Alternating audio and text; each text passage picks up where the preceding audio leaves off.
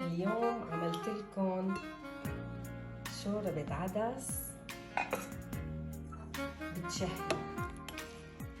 هاي الشوربة بالسلق سهلة كتير كتير، كله بدون تقلاي وبدون ولا شي.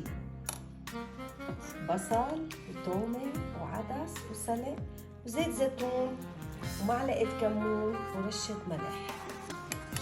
لازم تجربوها لأنه هي مفيدة كتير كتير، خاصة بهذا البرد.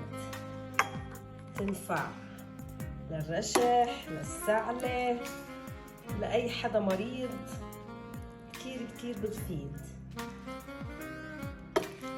وبنفس الوقت بتشبع وزاكية.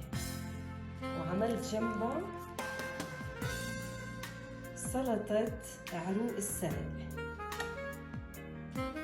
هاي السلطة كانت الماما دايما تسوي لي اياها، كتير زاكية.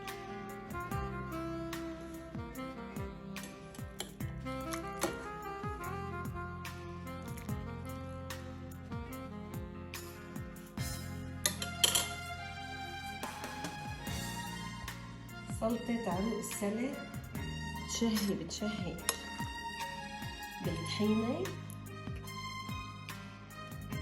وسن تومة ليمون وملح وزيت زيتون. سلقتهم أول وعملت السلطة. جربوها مع شوربة العدس بسلق رح تدعوا.